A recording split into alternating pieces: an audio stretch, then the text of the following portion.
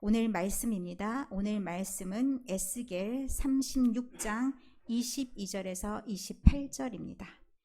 에스겔 36장 22절에서 28절입니다. 제가 가지고 있는 성경은 구약 성경 1208쪽입니다. 에스겔 36장 22절에서 28절 말씀 구약 성경 1208쪽입니다. 교독하시겠습니다. 그러므로 너는 이스라엘 족속에게 이르기를 주 여호와께서 이같이 말씀하시기를 이스라엘 족속아 내가 이렇게 행함은 너희를 위함이 아니요 너희가 들어간 그 여러 나라에서 더럽힌 나의 거룩한 이름을 위함이라.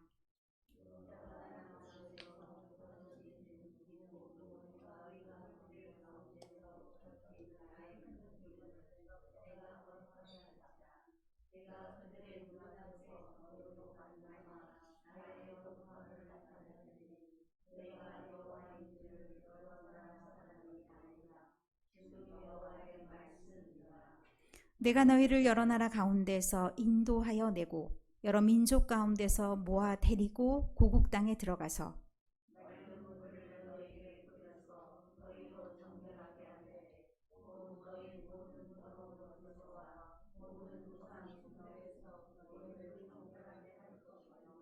또 새 영을 너희 속에 두고 새 마음을 너희에게 주되 너희 육신에서 굳은 마음을 제거하고 부드러운 마음을 줄 것이며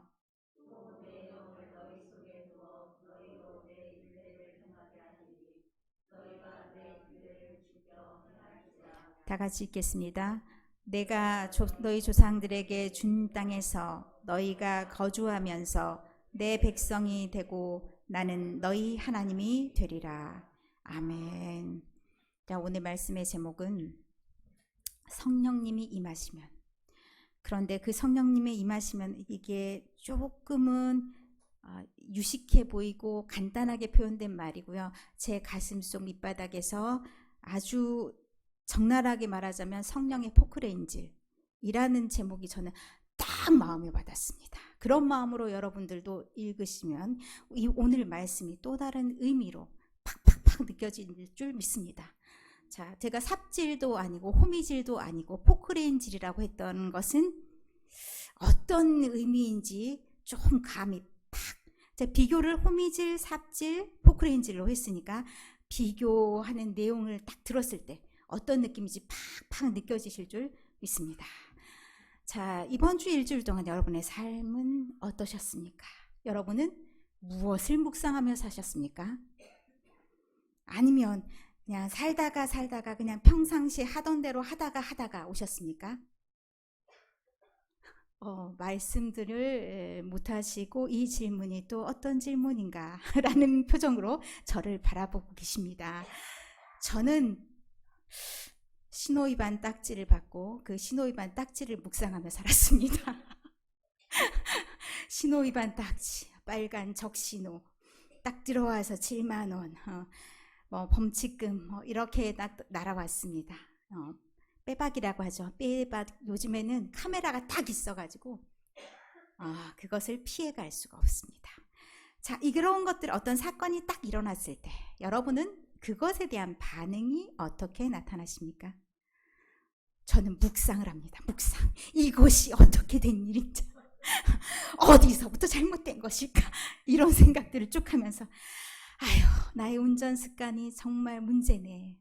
1년 4개월 만에 1년 3개월 만인가요? 또 받았네. 또 받았어. 이러면서 사람이 제가 굉장히 보기에는 침착해 보인다는 말을 듣는데 사실 제가 많이 덜렁대는 것 같고요. 좀 어찌 보면 급한 것 같기도 하고요.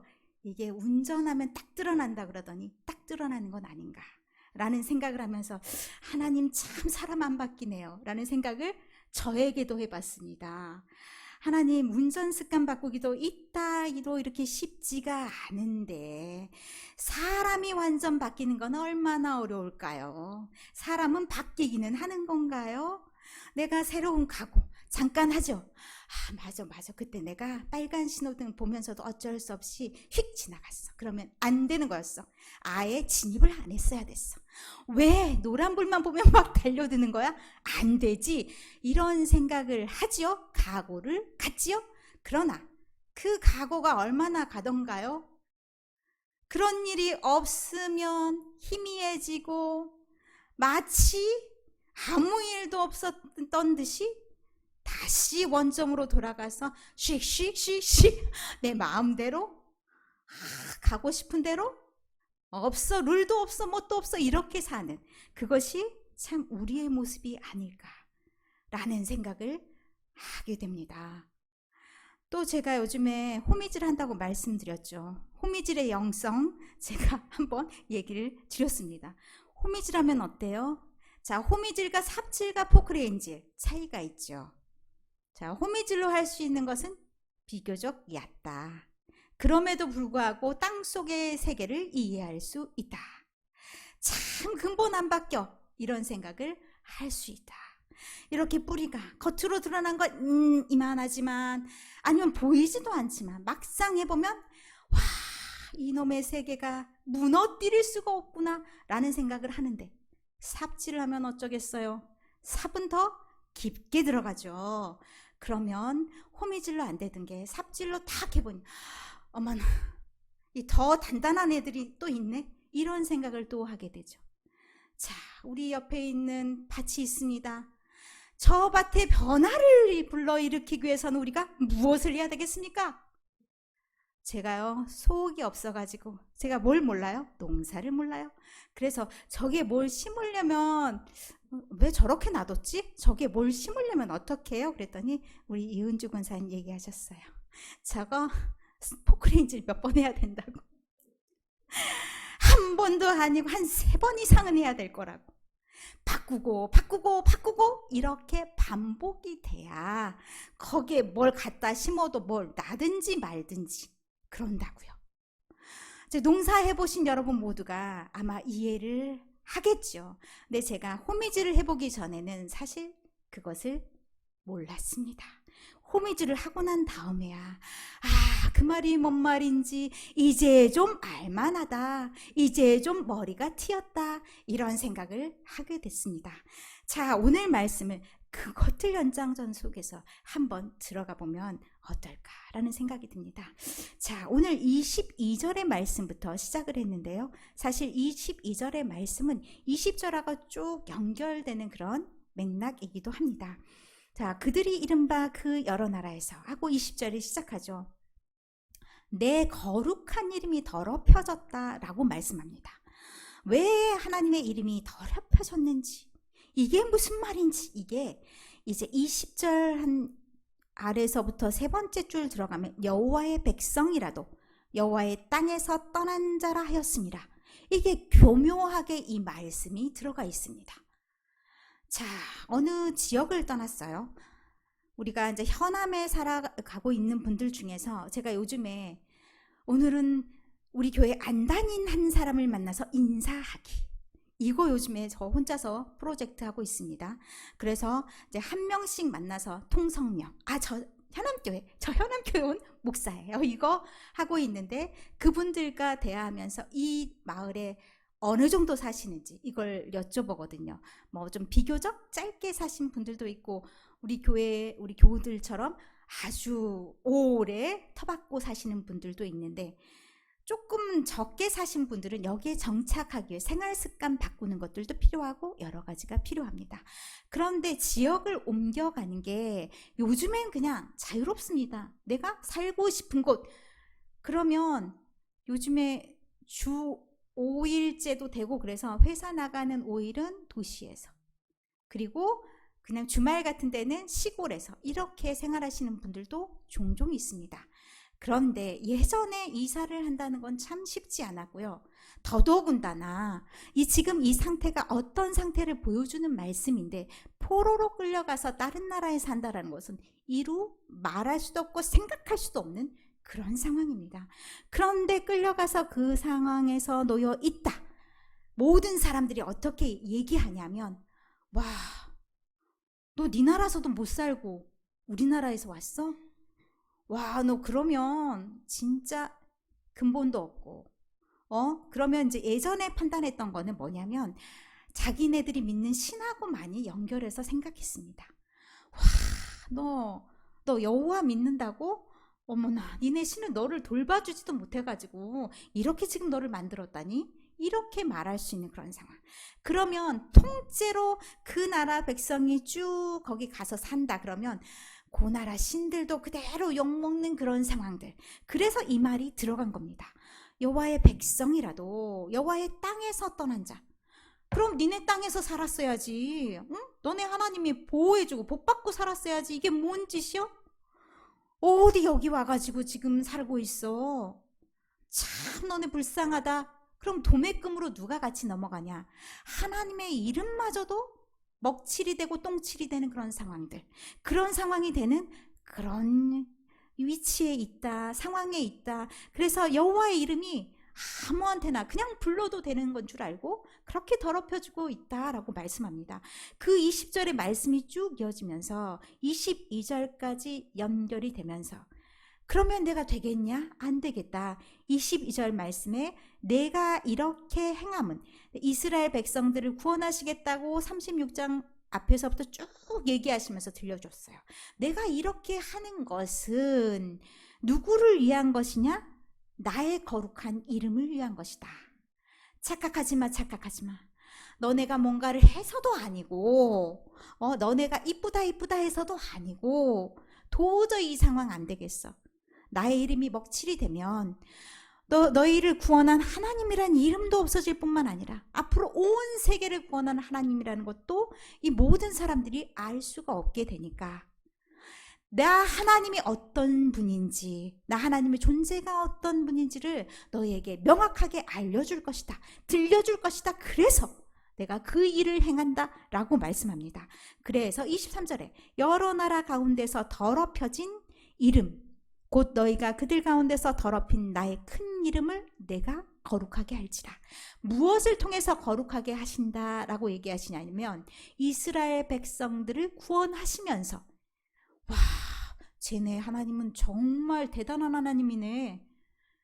여기에서 끝까지 살 줄 알았는데 70년이나 살았으면 어찌 보면 태어나서 거기에서 쭉 살아서 그 생활이 너무 익숙한 마치 처음부터 나는 종이었다 이렇게 생각하는 사람들도 있는데 그들 앞에서 행하실 일들을 보여주면서 내가 여호와인 줄, 하나님이 여호와인 줄 모든 사람들이 알게 해서 하나님이 구원하시는 분인 줄을 너희로 보게 할 뿐만 아니라 모든 나라들이 보게 할 것이다.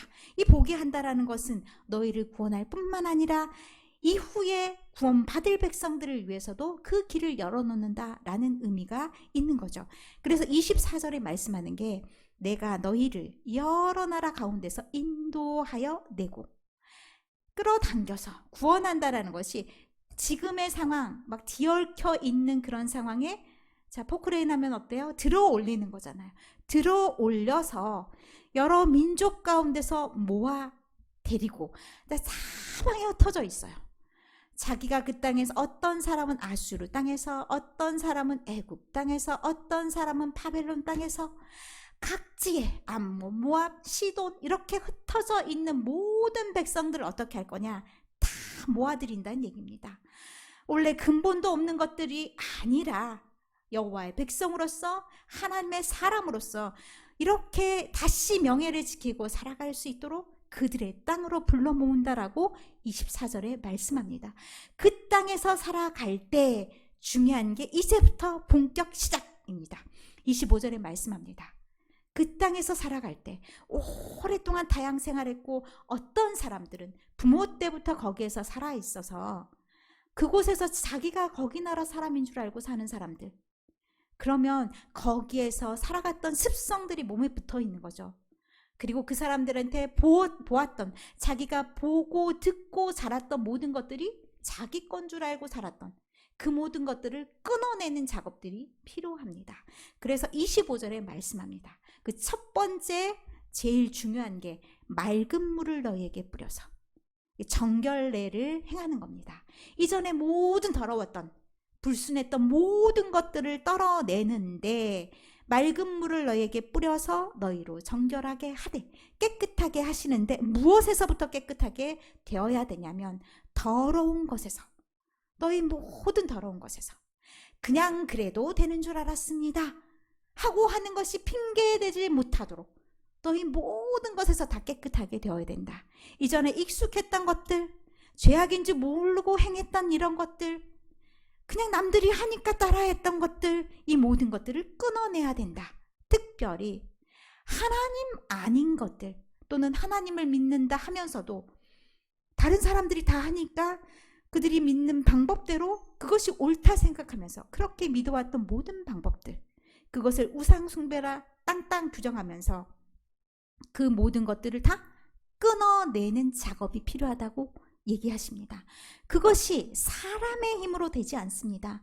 제가 서두에 말씀드렸듯이 제가 묵상하는 것이 있었다고 말씀드렸죠. 그건 묵상해봤자 사람의 각오, 사람의 결심 오래가지 못합니다. 땅땅 뭘로 해야 되냐면 성령으로 거듭나는 과정들이 있어야 됩니다.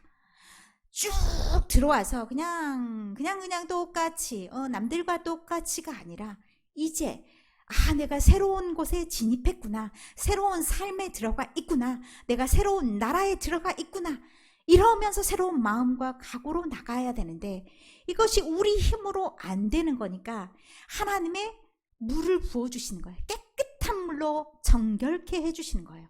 이전 것은 싹 지나가 다시 선해. 이제는 새 사람이다. 이제는 과거하고는 전혀 다른 사람이다. 자, 한 번 씻으면 될까요?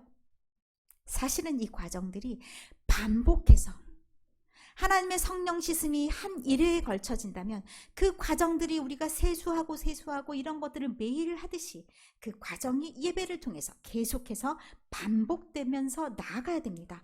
그래야 내가 맞아 하나님이 나는 새 사람이다 라고 말했는데 내가 또 헌 사람 될 뻔했네? 이런 생각을 다시 하면서 다시 하나님 앞에 서면서 하나님의 사람으로 설 수가 있는 거죠. 그래서 우리가 늘 묵상의 시간을 가져야 됩니다. 저처럼 그 딱지 보고 묵상의 시간을 가지라는 얘기가 아니라 하나님의 말씀을 보면서 엄마나 내가 또 무식하게 행동했구만, 이런 생각을 하면서 이런 말씀이 있었어, 몰랐네, 이제 또 다 이렇게 생활해야 되겠네, 이런 말씀에 비추어서 또다시 나아가면서, 그럼 눈물 철철 흘리면서 또 하나님 제가 또 못 모르고 했으니까 용서하시죠, 이러면서 하나님께 또 기도하며 나가면서 이런 과정들이 반복이 되는 것이 필요합니다. 그리고 또한 또다시 우리가 이 장소만 바꿔서 다 새로운 거 했다 그러면 끝이 아니라요, 이게 되게 무서운 게 깨끗만 해지면 안 된다고 신약의 말씀도 나와 있어요. 마귀가 딱 나갔더니 딱 깨끗하기만 해놨으면 어떻게 된다고 했어요? 어머 깨끗해졌구나, 좋아라 하고 더 많은 애들이 들어올 수도 있다 라고 말씀하셨죠. 요 말씀도 마찬가지입니다. 이제 깨끗해진 거기에 새 영이 들어와야 된다 라고 얘기합니다. 비워두면 안 된다는 거예요. 비워두면 뭔가가 꼭 들어오게 돼 있습니다. 비워두지 마시고 새로운 영으로 가득 채워져야 되는데 너희 마음속에 새 영을 부어주겠다 라고 얘기합니다. 자, 이게요, 우리의 정서와 우리의 말로 가장 적당한 게 뭐냐라고 생각했을 때 이 단어가 루하라는 히브리어입니다. 이게 바람이란 의미도 있고 기운이란 의미도 있습니다. 근데 성령을 나타낼 때도 이렇게 사용합니다. 그런데 그러면 저 사람 뭐 때문인지 분위기가 바뀌었어. 얼굴을 바꿨나? 성령이 있는지? 아니에요. 성령도 안 했네? 머리가 바뀌었나? 아니네? 바뀐 게 하나도 없는데 바뀌었어. 분위기가 확 바뀌었어. 이런 느낌이 드는 분들 계십니다. 제가요, 요즘에 우리 성도님들 보면서 와, 저분의 분위기가 확 바뀌었네, 이런 분들이, 실명을 거론하진 않겠습니다, 몇 분 계십니다. 얼굴이 환해졌습니다. 그런 느낌이 드는 분들이 눈에 딱 꽂힙니다.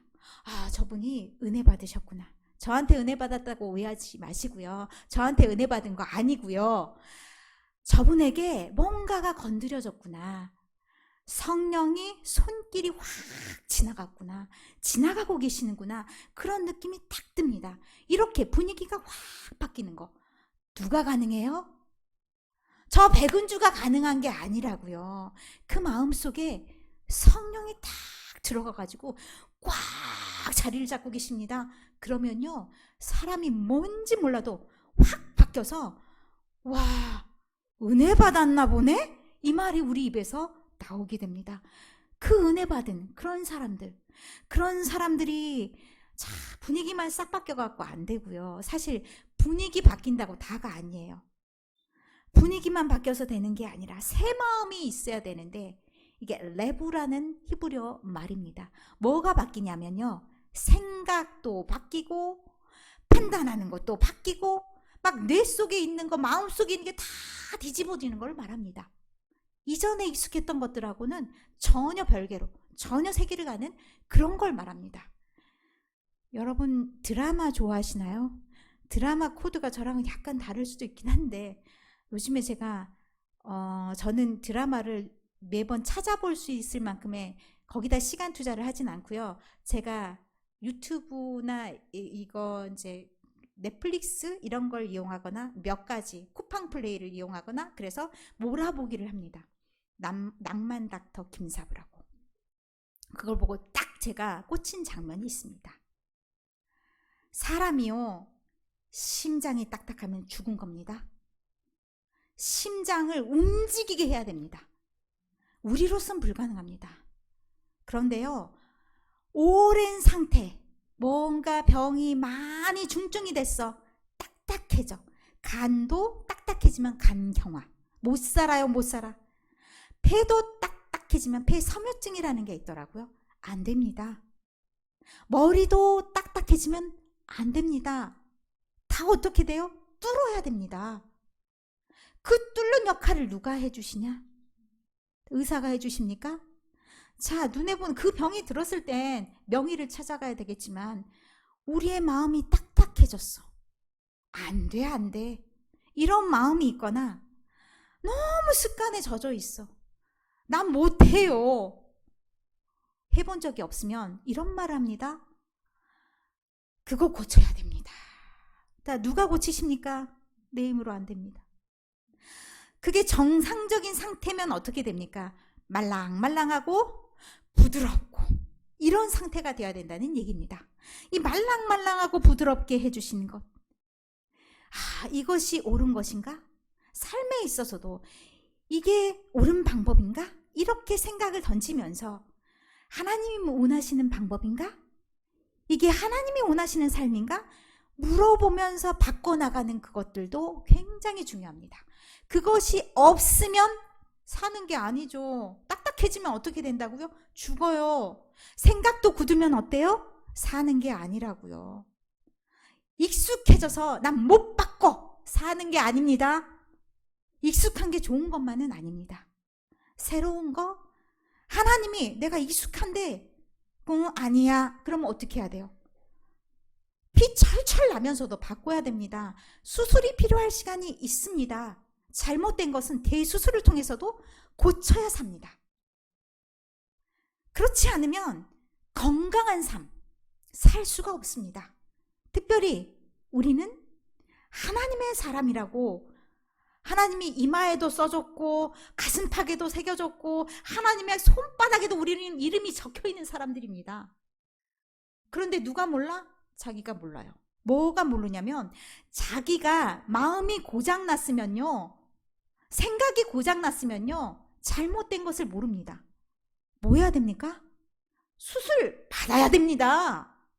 수술 어디 가서 받아야 됩니까? 하나님 앞에 나와서 받아야 되죠. 그래서 말랑한 마음, 부들부들한 마음, 아주 이쁜 얼굴이 됩니다. 이쁜 얼굴, 성령 충만한 얼굴, 은혜 충만한 얼굴. 와, 사람이 바뀌었네. 이런 얼굴이 모두 다 될 줄로 믿습니다. 내일부터 오늘 집에 가면서부터 여러분들 다 거울 보고 연습하실 것 같아요.